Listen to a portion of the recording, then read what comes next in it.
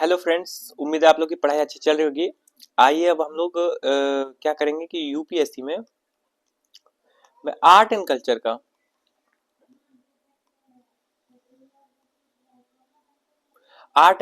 हम लोग क्या करेंगे, डिटेल सिलेबस देखेंगे, विस्तृत पाठ्यक्रम देखेंगे। ठीक है फ्रेंड्स, हिंदी में। आइए या समझिए, हम लोग क्या करेंगे, भारतीय संस्कृति। और ये सिलेबस कैसा है, प्री एंड मेंस, इन दोनों को आपको डिटेल एनालाइज कराया गया। आप मैं कुछ बातें मैं फिर से बता देता हूँ, 1 मिनट में यहाँ समझिए। पहली बात ये कि यूपीएससी ने जो अपने वेबसाइट में आपको सिलेबस दिया हुआ है, वो पूरा कीवर्ड्स में दिया हुआ है फ्रेंड्स। और उसको मैंने क्या किया है, ऑल अबाउट यूपीएससी, 1 मिनट से मैं लिख देता हूँ, ऑल अबाउट यूपीएससी। ऐसा प्लेलिस्ट है, आप जाइए मेरे चैनल में, आपको ये मिल जाएगा। इस प्लेलिस्ट में मैंने वो वाला सिलेबस बता रखा है जो यूपीएससी ने दिया गया है, दिया है आपको, है ना। और ये कौन सा सिलेबस है, ये है आपको डिटेल सिलेबस। इस मतलब जैसे आर्ट एंड कल्चर आप पढ़ते हैं तो आप भटक जाते हैं कि आर्ट एंड कल्चर में क्या पढ़ें, बस समझ रहे हैं? जैसे आर्ट एंड कल्चर में जो आप पढ़ रहे हैं, तो आप उसमें क्या करते हैं, आवाज आ रही है फ्रेंड्स? हाँ, उसमें क्या करते हैं कि टू द पॉइंट नहीं पढ़ते, तो इसलिए मैंने क्या किया है, टॉपिक के नीचे सब टॉपिक आपको दिखाया है। जैसे कि दृश्य कला हम पढ़ेंगे, ठीक है। 1 मिनट से मैं कुछ और चीजें बता देता हूँ। पहली बात होती है। दूसरी बात ये है कि आपने पीवाईक्यू के सेशन नहीं देखे तो उसको देखिए, प्लेलिस्ट मिल जाएगा। और आर्ट एंड कल्चर का जो पीवाईक्यू है वो 1995 से लेके 2010 तक आपको ये आपको मिल जाएगा, आपको मिक्स मिलेगा। ठीक है फ्रेंड्स, यानी कि अगर आप एंशियंट, मेडिवल और मॉडर्न, ये तीन गो का पीवाईक्यू देख रहे हैं, तो 2010 तक आपको वहीं पर आर्ट एंड कल्चर उसी में मिक्स मिलेगा। ठीक है, हालांकि मैंने वहाँ कहीं कहीं पे बता दिया है कि ये क्वेश्चन आर्ट एंड कल्चर का है, तो आप वहाँ देखिए उसको और साथ में नोट्स बनाइए। और 2011 के बाद से आर्ट एंड कल्चर का मैंने अलग प्लेलिस्ट बना दिया है, जो कि ये पहला वीडियो इसका जो सिलेबस बताता है। पीवाईक्यू देखने से पहले आप क्या करिए, सिलेबस जरूर देखिए। सबसे पहले डिटेल सिलेबस को देखिए ताकि आप पीवाईक्यू को सिलेबस से रिलेट कर पाए। हम लोग कैसे पढ़ते हैं, हम लोग पढ़ते हैं ऐसे, देखिए फ्रेंड, पढ़ने का स्ट्रेटेजी मैं फिर से बता दे रहा हूँ थोड़ा। सबसे पहले सिलेबस, देन आप पीवाईक्यू करिए, देन आप एनसीईआरटी पढ़िए, और फिर आप कुछ स्टैंडर्ड बुक पढ़िए, फिर प्रैक्टिस करिए बीच बीच में। इन जब ये पढ़े तो इसी बीच में आप प्रैक्टिस कर लीजिए, ठीक है, जो मैं करवा रहा हूँ चैनल में साथ में। और साथ में फिर आप इसको मेंस के लिहाज से प्रैक्टिस करिए, अब आपका कंप्लीट हो जाएगा पोर्शन। इस तरह से हम लोग पढ़ेंगे, ठीक है। आइए सिलेबस को लिखते हैं। इसमें हम लोग अभी डिटेल नहीं पढ़ रहे फ्रेंड्स, अगर डिटेल समझाऊंगा तो ये पूरा आपको पूरा सिलेबस ही पढ़ना पड़ जाएगा, ठीक है, जो कि वीडियो लंबा हो जाएगा। अभी सिर्फ टू द पॉइंट सिलेबस को समझते हैं कि क्या पढ़ना है। जैसे दृश्य कला में आपको क्या पढ़ना है, ठीक है। तो आप जाइएगा जब नोट्स में, तो आप जाइएगा हड़प्पा सभ्यता की मूर्तियां। आप वहां दृश्य कला में जो देख पाते हैं उसको बोलते हैं, उन कलाओं को जो देख पाते हैं, तो मूर्तियां खास तौर पे, तो हड़प्पा की मूर्तियां पढ़ना है। कौन कौन से प्रसिद्ध मूर्तियां थी, एक पुरोहित का मूर्ति था, है ना, गर्भ से निकलता हुआ एक मूर्ति था, उसको देखिएगा, जो मातृ देवी को समझाता है, वहां हम पढ़ेंगे डिटेल से। और मैं क्या करूंगा, आर्ट एंड कल्चर के लिए एक सोर्स में पढ़ा दूंगा, एनसीईआरटी। यहाँ समझिए, कौन सा, 11th एंड 12th, है ना, ये आर्ट एंड कल्चर वाला, कला और संस्कृति वाला, ठीक है। कला और संस्कृति वाला जो चैप्टर है उसको पढ़ा दूंगा, ताकि उसमें जो डिटेल है वो, उसके बाद अगर स्टैंडर्ड बुक पढ़ना है तो कमेंट करिए, उसको भी मैं पढ़ा दूंगा, ठीक है। यहाँ देखिए दृश्य कला, दृश्य कला में क्या है, दृश्य कला में हम लोग पढ़ेंगे टू द पॉइंट, हड़प्पा की सभ्यता की मूर्ति कला, मौर्य कला की मूर्तियां, मौर्योत्तर कला, जैन मूर्तियां, ठीक है फ्रेंड्स। जैन मूर्तियां आपको पता है, जैन में शुरू में मूर्ति नहीं था, दो भाग में बट गया, उसके बाद मूर्तियों का उद्भव हुआ। तो वो थोड़ा सा हिस्ट्री भी आपको ये जानना होगा कि कब से हुआ। मौर्योत्तर तो आप पढ़ लेंगे, फिर जैन पढ़ेंगे, फिर बौद्ध मूर्तियां पढ़ेंगे। बौद्ध मूर्तियों में क्या विविधताएं हैं, जैसे कुछ बुद्ध की मूर्तियां बहुत सिंपल दिखाया गया है, कुछ कठोर दिखाया गया है, कुछ तपस्या की आकृतियां अलग है, तो वो सब हम लोग पढ़ेंगे। गुप्त मूर्ति कला पढ़ेंगे, मध्यकालीन मूर्ति कला केंद्र पढ़ेंगे कि कौन से केंद्र उभर कर आए थे उस समय मध्यकालीन टाइम पीरियड में।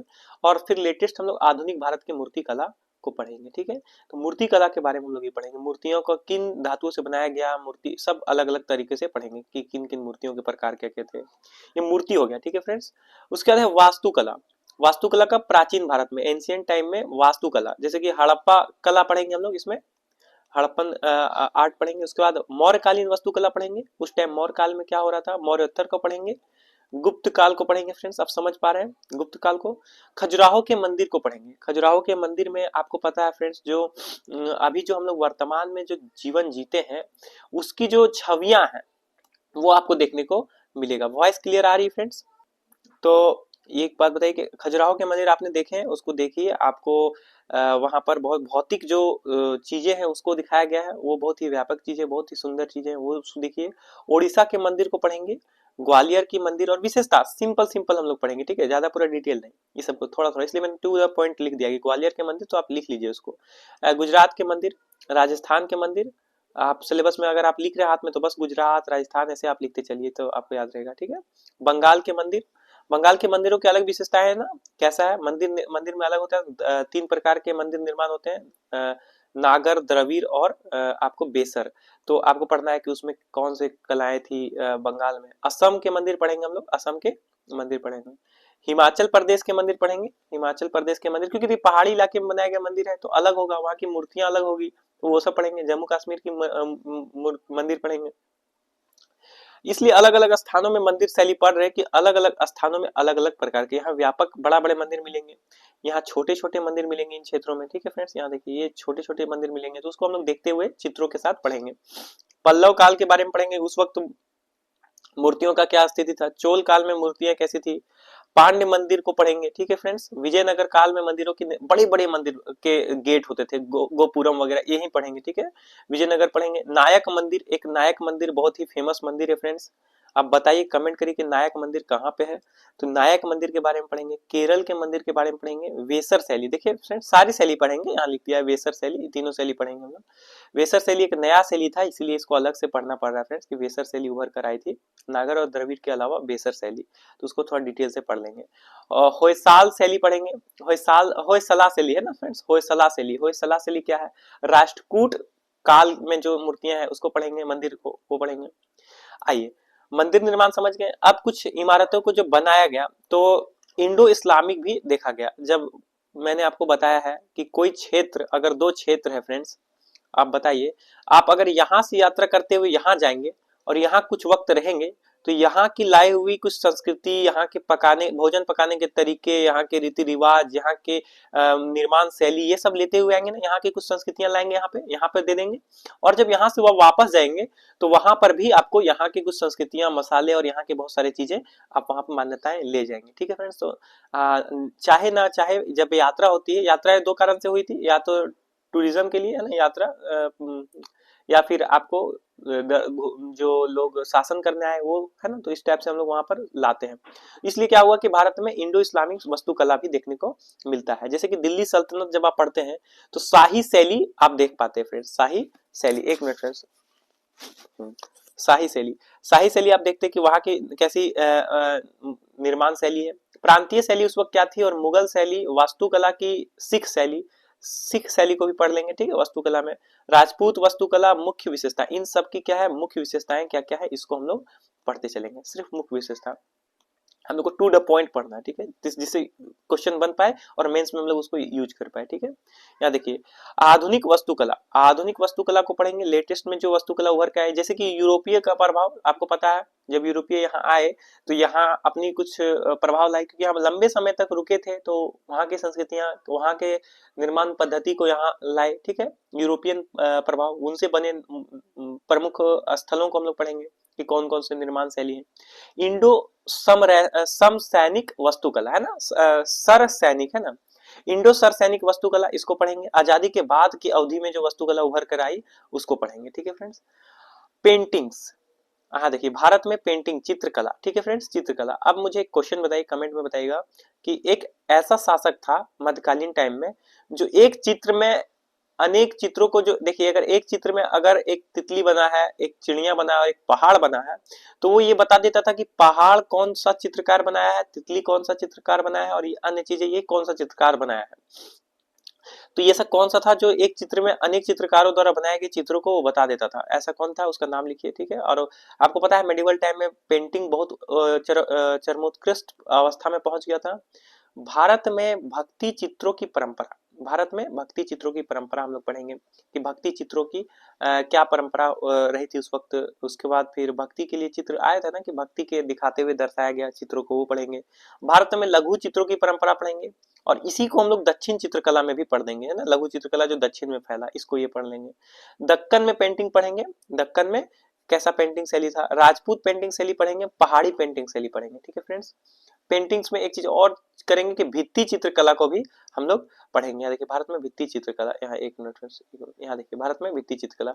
आपको पता होगा मंदिरों में जो दीवाल होने लगी थी उसमें भी चित्रकलाएं मिलती है, अभी भी मिलती है ना, तो वो चीजें हम लोग पढ़ेंगे, कब से शुरू हुआ, कैसे उसका ये हुआ। दक्षिण भारत में मैंने बताया कि लघु चित्रकला, इसको पढ़ेंगे। उसका क्षेत्रीय पेंटिंग को पढ़ेंगे, कुछ क्षेत्रीय पेंटिंग उभर कर आए जो इतिहास को बताते हैं और वहाँ की स्थिति को समझने में महत्वपूर्ण है, उन सबको पढ़ेंगे। उसका आधुनिक पेंटिंग को पढ़ेंगे और कलर्स को भी पढ़ेंगे फ्रेंड्स, कि रंगों का कैसा इस्तेमाल होने लगा, कि कौन सा रंग से पेंटिंग किया जा रहा है, ठीक है फ्रेंड्स। यहाँ देखिए समकालीन पेंटिंग को पढ़ेंगे, समकालीन पेंटिंग कैसा है टाइम पीरियड में, उस टाइम पीरियड में कैसा ये पढ़ेंगे। भारत में मिट्टी के बने बर्तनों की परंपरा, आपको पता है फ्रेंड्स यहाँ पर मिट्टी के बर्तन की परंपरा बहुत ज्यादा रही है फ्रेंड्स, ठीक है। तो मिट्टी के बर्तन की परंपरा, जैसे कि गेरुए रंगीन बर्तन, ठीक है फ्रेंड्स, गेरुए रंग की जो रहता है जिसमें रंगीन पूरा रहता है, वो काले और लाल बर्तन है ना, काले और लाल जो लाल रंग का बर्तन रहता है और काले से डायग्राम कुछ बनाया हुआ रहता है, वो बर्तन हम लोग देखेंगे, ठीक है। कहाँ से मिले वो सब देखेंगे। रंगीन धूसर बेसर बर्तन पढ़ेंगे, ठीक है, रंगीन धूसर बर्तन पढ़ेंगे कि क्या है, कहाँ से मिला है। उत्तर काला पॉलिश किया हुआ बर्तन, तो काला पॉलिश किया हुआ बर्तन को पढ़ेंगे कि कैसे वो बर्तन जो है सो पूरा काला किया हुआ रहता है, उसको पढ़ेंगे, ठीक है।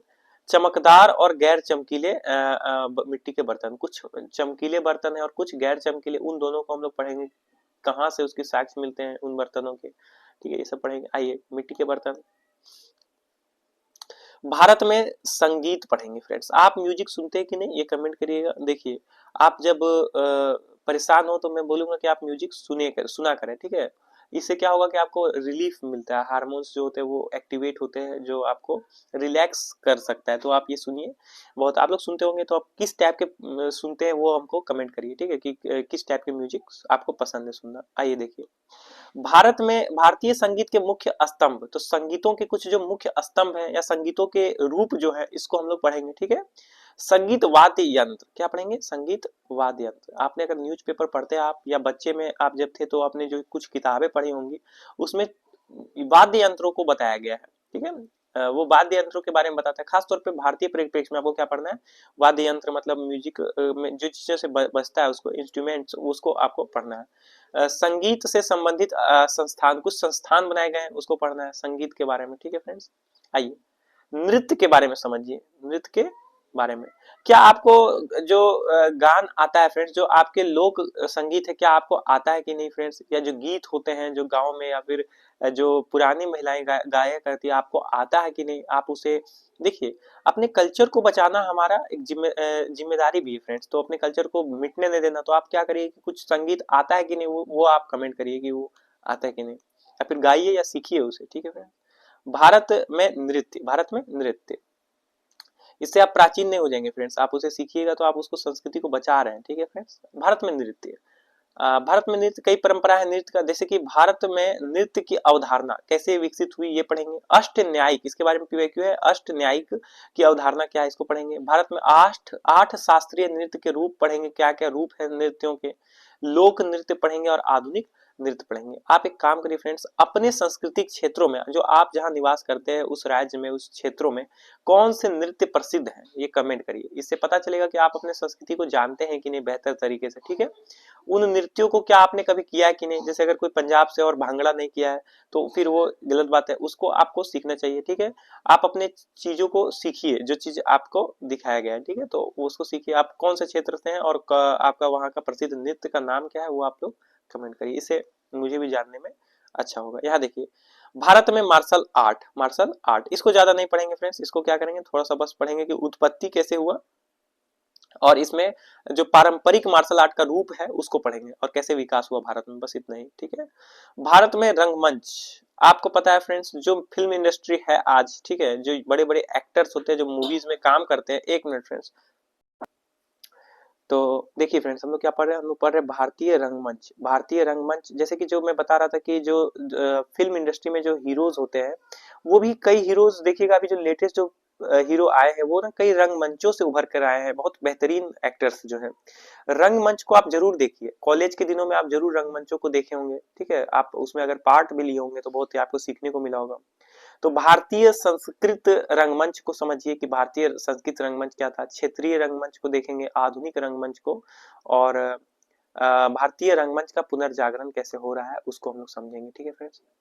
भारतीय कठपुतली, कठपुतली समझते हैं फ्रेंड्स, जो देखिए कठपुतली होती है कि एक मिट्टी या किसी चीज की लकड़ी की एक मूर्ति बनी हुई रहती है फ्रेंड्स, और इस पे धागे रहते हैं। ठीक है फ्रेंड्स। और यहाँ एक पर्दा रहता है, पर्दा के पीछे एक लोग रहते हैं जो कि इसे अपने उंगलियों में बांध के नचवाते हैं, और वो लोग सामने से नहीं दिखते फ्रेंड्स, है ना, पीछे से कहीं कहीं म्यूजिक भी रहता है फ्रेंड्स, तो लोग बैठ के इसको देखते हैं, ये कठपुतली का नृत्य। तो इसमें हम लोग क्या क्या पढ़ेंगे, धागा कठपुतली, जो मैंने अभी समझाया वो धागा कठपुतली है फ्रेंड्स। उसी तरह से कठपुतलियों के अलग अलग रूप है। वॉइस क्लियर जा रही है फ्रेंड्स? धागा कठपुतली, धागा कठपुतली समझ गया। छाया कठपुतली समझिए, छाया कठपुतली क्या होता है कि परछाइयों के द्वारा कठपुतली का निर्माण करते हैं और उसको फिर हम लोग नृत्य करवाते हैं। उंगलियों से क्या आपने कुछ चित्रों को बनाया कि नहीं, परछाई के रूप में बचपन में एनसीईआरटी में सिखाया गया ना, 3 और 4 एनसीईआरटी में, कि उंगलियों से चित्र बना के परछाई कैसे बनता है, तितली और बहुत सारा हिरन वगैरह, तो वो बनाने का सीखिए, उसको सीखिए, देखिए। छड़ कठपुतली पढ़ेंगे हम लोग, छड़ से जो कठपुतलियां बनाई जाती है। दस्ताना कठपुतलियां पढ़ेंगे कि दस्तानों उंगलियों जो हाथ में पहन के यूज किया जाता है उसको पढ़ेंगे। आधुनिक कठपुतली पढ़ेंगे और जनजातीय कठपुतली भी पढ़ेंगे। तो इन सबको हम लोग क्या करेंगे, पढ़ेंगे। हालांकि कठपुतली का इस्तेमाल हम लोग राजनीति में भी करते हैं फ्रेंड्स, जो शासक किसी कठपुतली शासक होता है इतिहास में भी और राजनीति में हम लोग पढ़े होंगे, उसका अलग अर्थ है। ठीक है फ्रेंड्स। यहाँ पे जो अर्थ है वो कठपुतली के बारे में है, यहाँ की संस्कृति के बारे में, तो उसको हम लोग पढ़ते हैं। क्या आपने कठपुतली का नृत्य देखा है कभी बचपन में? आप कमेंट करिए, रियल में देखा है कि नहीं, मोबाइल में नहीं फ्रेंड्स, रियल में। भारतीय कैसा लगा था आपको ये कमेंट करिएगा, बहुत ही आनंद आता है ना फ्रेंड्स। भारतीय सिनेमा समझिए फ्रेंड्स, क्या आप मूवीज देखते हैं? सिनेमा फ्रेंड्स बहुत ही लोगों को, जो समाज है उसको दर्शाता है। अगर बोला जाता है कि अगर एक क्रूरता वाला मूवी हिट कर रहा है तो वहां के लोग क्रूर माने जाएंगे, एक रोमांस वाला, तो ऐसा करके बहुत सारे जो मूवीज हैं उसको आप देखिए। और किस प्रकार के मूवीज आप देखना पसंद करते हैं, कौन से अभिनेता आपके प्रसिद्ध फेमस जो आपके फेवरेट अभिनेता हैं, एक्टर्स हैं, उसको लिखिए कमेंट में। देखिए, भारत में सिनेमा, भारत में क्या है, सिनेमा कैसे प्रसिद्ध हुआ है ना, भारत, इसका इतिहास पढ़ेंगे, सिनेमा का इतिहास, भारत में क्या आया, थोड़ा प्राचीन सिनेमा, कागज के फूल, इस टाइप से कुछ चीजों को हम लोग पढ़ेंगे जो एग्जाम पॉइंट ऑफ व्यू से इंपॉर्टेंट है। देखिए, आप जब एनसीईआरटी पढ़ते हैं तो वहाँ किनारे ना कुछ मूवीज का नाम भी दिया रहता है। जैसे पॉलिटी आपने पढ़ा है तो वहाँ देखिएगा अमिताभ बच्चन के एक फिल्म कूली का ऐसा कुछ, कूली या कुछ नाम है, जो फ्रेंड्स जो जूता पॉलिश करता है और फिर उसे पैसा फेंक देता है, उसका इमेज किया हुआ है। जब एनसीईआरटी पढ़ेंगे तो देखिएगा। तो किताबें भी हमें बताती है कि मूवीज जो है देखना चाहिए। ठीक है, उससे आपको बहुत कुछ सीखने को मिलेगा। पर हाँ फ्रेंड्स, खाली टाइम पे अभी पढ़ाई पे फोकस करिए। तो इस सिलेबस को देखिए, सिनेमा का इतिहास समझिए, भारतीय सिनेमा फिल्म का वर्गीकरण।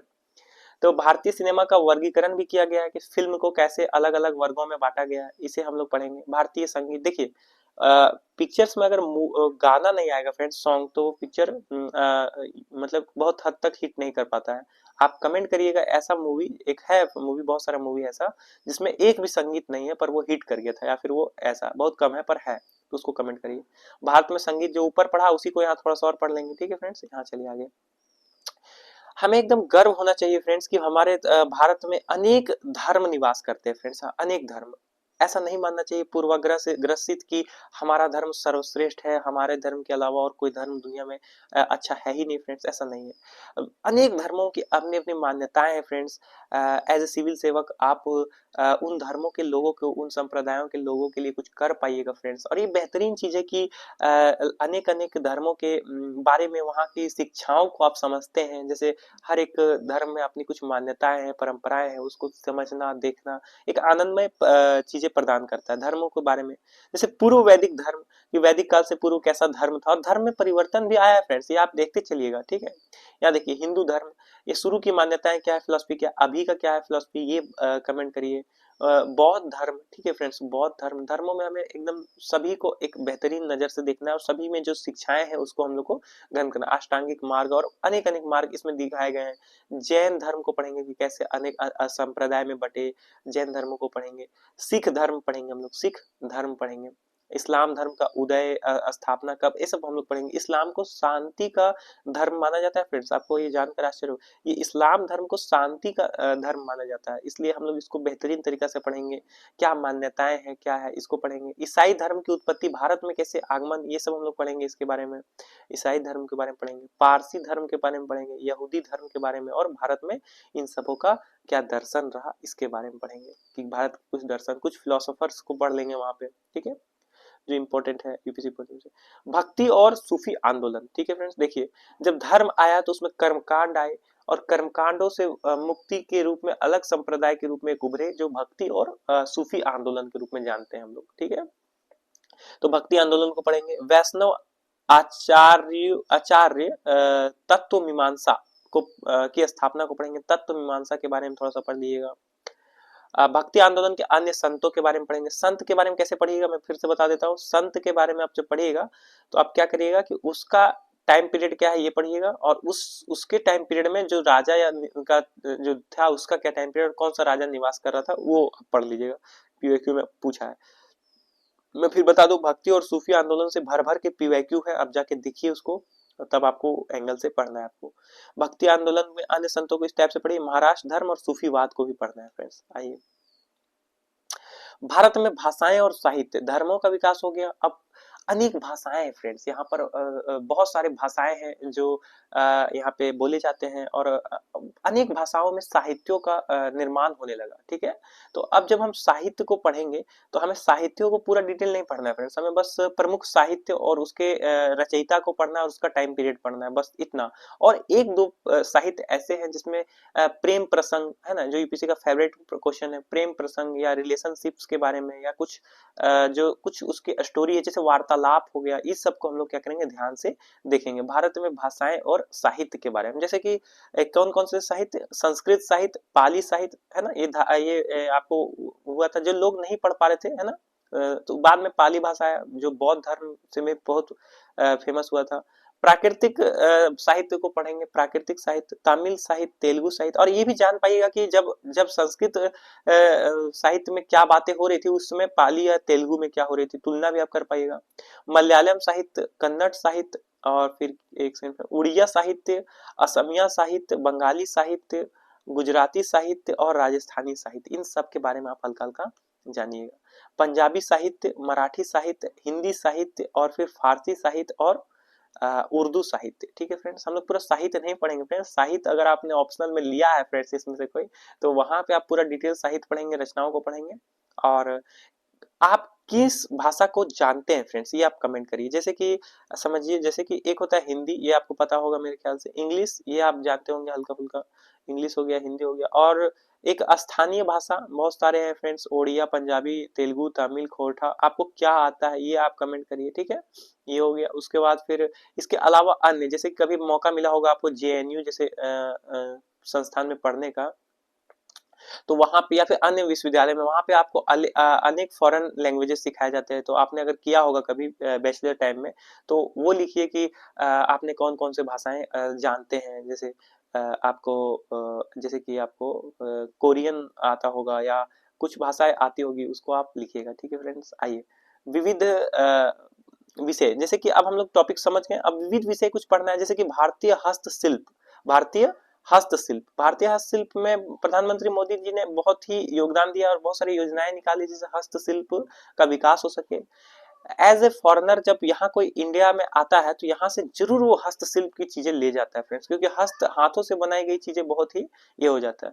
भारतीय विश्वविद्यालय, भारतीय विश्वविद्यालय, कुछ विश्वविद्यालयों को पढ़ेंगे। संस्कृति से संबंधित व्यक्तित्व को पढ़ेंगे, मैंने बताया कि व्यक्तित्व को पढ़ना बहुत अनिवार्य है, आप उनका नाम लिख लीजिएगा। सांस्कृतिक रुचि के स्थान, कुछ स्थान है जहाँ पे पूरा सांस्कृतिक माहौल है, उन रुचि वाले स्थानों को पढ़ेंगे।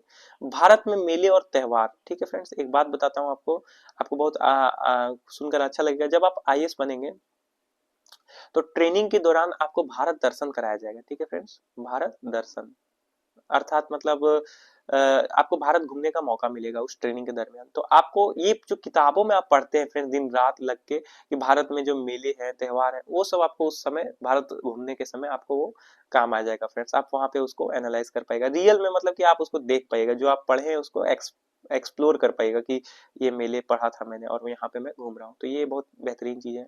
आइए, घूम रहा हूँ या घूम रही हूँ, क्योंकि देखिए महिलाएं कम नहीं है फ्रेंड्स, AIR 1 भी इस बार महिला ही है फ्रेंड्स। और महिलाओं ने भी बहुत UPSC को अच्छा रिजल्ट ला रही है फ्रेंड्स। और ये, और फ्रेंड्स अंतर क्या हो जाता है ना कि देखिए थोड़ा पुरुषों को और महिलाओं में अंतर क्या होता है, थोड़ा समझिए कि पुरुषों को थोड़ा सा स्वतंत्रता है फ्रेंड, ठीक है, वो जा सकते हैं बाहर, कोचिंग कर सकते हैं और बहुत सारी चीजें हैं। और कभी कभी क्या होता है कि कुछ पैसे होने के बावजूद इन्हें आर्थिक संकट करना पड़ता है लड़कों को, मैं मानता हूँ।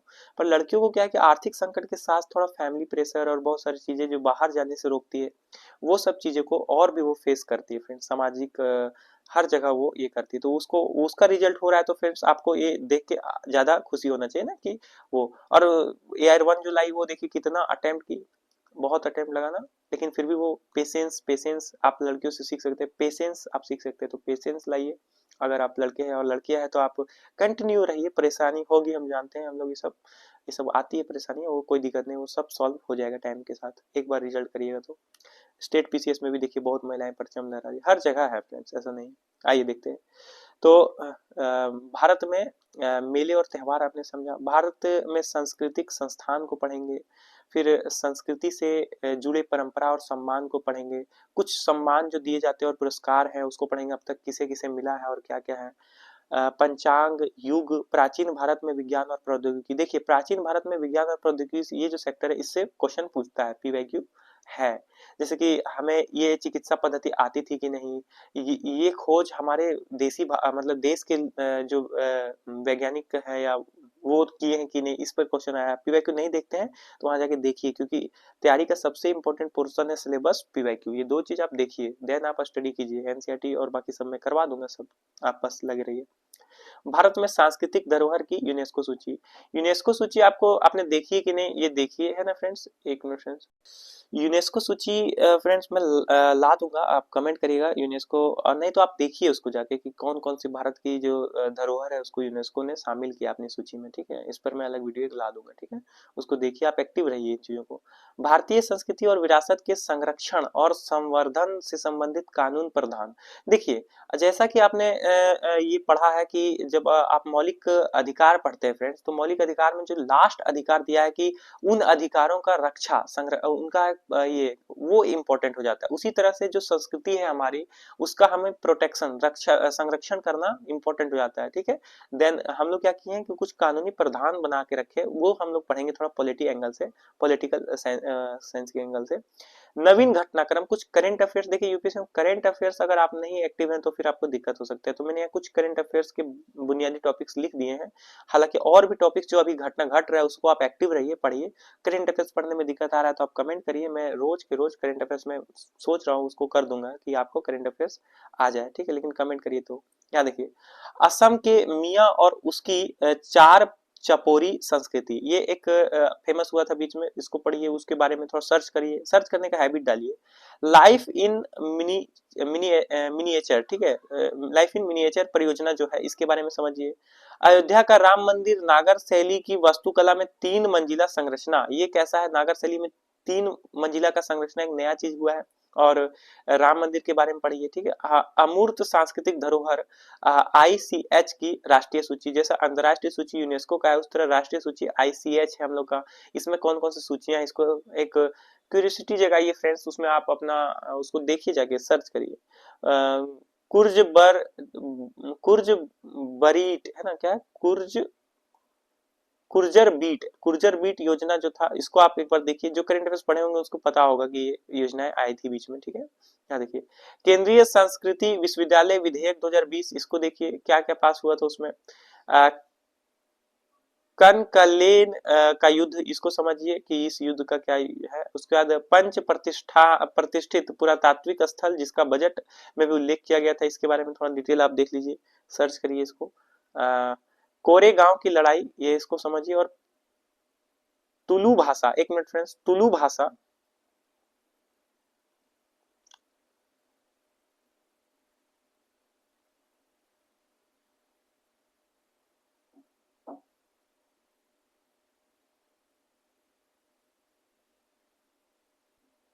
थोड़ा पीडीएफ इशू हो गया था फ्रेंड। देखिए तुलु भाषा को हम लोग क्या करेंगे, इसको भी पढ़ेंगे। ये थोड़ा सा उस टाइम पीरियड पे थोड़ा फेमस हुआ था, इसको आप थोड़ा सा देख लीजिएगा, तुलु भाषा। चलिए फ्रेंड्स, एक बात बताइए कि क्या ये सिलेबस आपको समझ आया? और मेरे साथ जो क्लासेस कर रहे हैं, जैसे कि PYQ हो गया, NCERT हो गया, और इन सब चीज़ों को आप समझ आ रहा है कि नहीं, और जो स्टैंडर्ड बुक्स हो गया उसको समझ आ रहा है कि नहीं, आप ये कमेंट करिए।